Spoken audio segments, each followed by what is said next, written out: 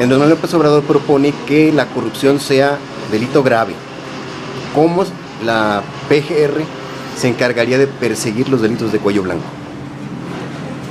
Es un campo de la Procuración de Justicia que se debe de reformar y retomar. Son muy graves los delitos en los que la impunidad se deriva del cargo que tiene el que comete el delito. Hay redes de protección, ¿no?, entre los altos funcionarios, entre los grandes empresarios, y sin caer en una cacería de brujas, creo que la Procuraduría debe ser muy severa con este tipo de delitos. Quienes defraudan no a una persona, sino a colectividades. Por ejemplo, tuvimos en el caso de la Procuraduría del Distrito Federal el caso de Publi 13, aquellos que defraudaron a cientos de personas. Logramos detener a los responsables. Iniciamos por primera vez un procedimiento ante el organismo especializado en quiebras, suspensiones de pagos, para que los bienes que se lograron rescatar se repartieran, se distribuyeran entre todos los que habían sido defraudados. Y eso no se había hecho antes, y entiendo que no se ha hecho después. Entonces, sí ser rigurosos y cuidadosos en la formulación de las denuncias, no dejarse avasallar o intimidar porque sean influyentes o poderosos o muy ricos, ¿no? Yo extradité de Nicaragua a un ex regente de la Ciudad de México, a un millonario muy corrupto como Ahumada. Lo metimos al reclusorio. Ya fuera de mi gestión se ganó el último amparo que él intentó para negar que fuera él culpable de un fraude, y lo perdió. Tuve esa satisfacción aún ya no siendo procurador. Muy bien. ¿Preguntas? Sí. Hola, mi nombre es Adriel Patiño y estamos en @redpuentesur. En una de sus respuestas mencionó el caso de la detención de los inocentes, y aquí actualmente en México se detiene para investigar y no se investiga para poder detener, y con ello se viola el principio de presunción de inocencia. ¿Qué opinión tiene en específico de los juicios orales que se están implementando en México, y qué otra alternativa tiene para que haya una justa procuración de justicia en México? Mire, yo creo que los juicios orales pueden ser un buen mecanismo. Hay que considerar que no es una panacea, y una reflexión que yo he estado haciendo desde hace varios años es que los juicios orales nos los están imponiendo desde fuera.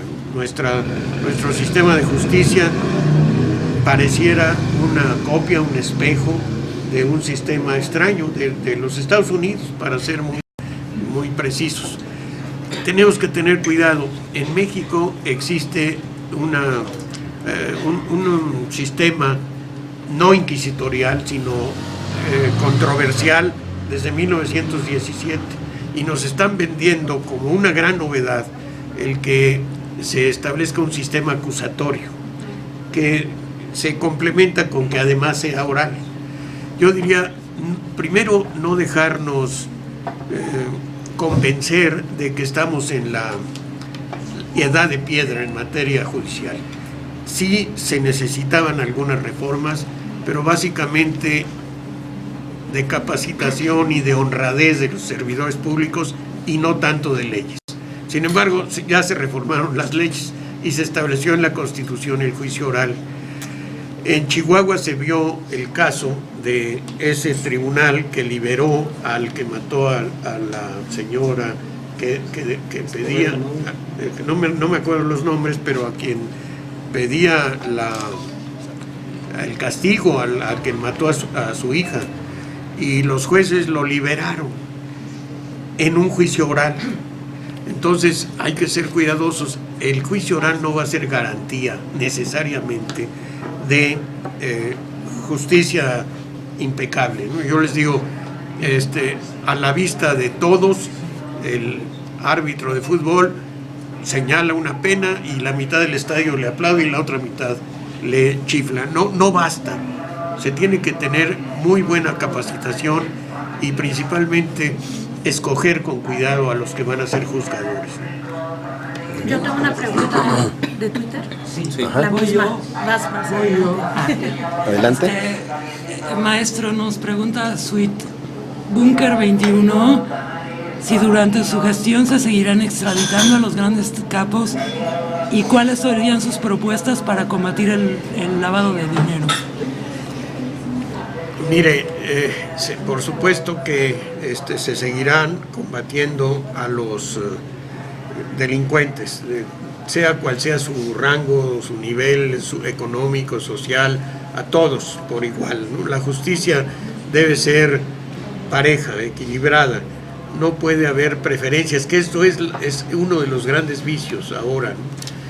Que nos viene de muy atrás, es un problema que venimos arrastrando a través del tiempo y que no se ha podido desterrar como debiera ser. Ahí tenemos que tener mucho cuidado también en ver que las influencias, que las amistades, que el dinero no corrompan a la justicia. Alguna vez en la barra de abogados que me invitaron siendo yo procurador, me reclamaron que había corrupción en el Ministerio Público. Y mi respuesta fue decirles, bueno, por cada agente del Ministerio Público o secretario de una agencia corrupto, hay atrás un abogado, cuando menos, que es el corruptor, o dos, las dos partes que están peleando. Se ha abusado mucho de las denuncias en asuntos civiles para tener un argumento más fuerte, para convencer al contrario de que acepte un arreglo.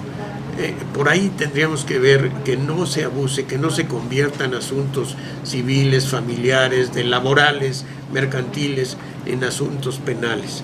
Y por tanto ponerle mucho cuidado a los que sí son realmente delitos. A los que defraudan al fisco, no pagan impuestos, a los que defraudan a través de empresas, de grandes empresas, como el caso de Publi 13 que mencioné. Ahí también no solo es la Procuraduría, tiene que funcionar también muy bien la Procuraduría del Consumidor, que ha descuidado mucho. A veces no son delitos estrictamente hablando, sino simplemente abusos. Entonces hay muchas áreas en las que se puede y se debe combatir este tipo de faltas y a veces de delitos que se refieren a fortunas, a negocios. Y por supuesto el lavado de dinero se tiene que combatir con el apoyo del sistema bancario, que se ha dejado ya en manos de extranjeros, y se tiene que combatir con apoyo en la Secretaría de Hacienda. Si formamos un buen equipo de gobierno, como lo está proponiendo Andrés Manuel, seguramente podremos combatir el lavado de dinero con éxito. Muy bien. Vamos a la otra pregunta y creo que ya sería la última. Igual que la haga.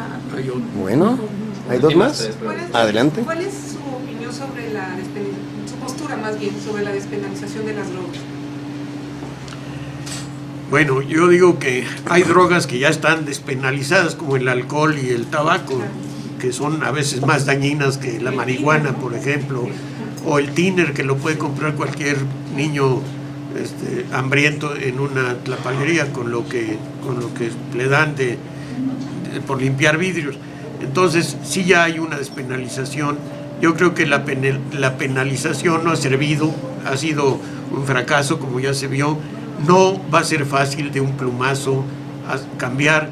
Yo propuse que iniciáramos un experimento en los reclusorios, donde se debiera tener, no se tiene, un control, y ahí experimentar si se puede a los adictos irles dando la droga que necesiten, para que no sean pues esclavos de los que se las proporcionan, y ir dando pasos y abrir con mucha franqueza y mucha sinceridad la discusión de este problema. Hay muchos que han opinado con muchas razones de que es mejor despenalizar y convencer y educar bien y preparar y crear un ambiente de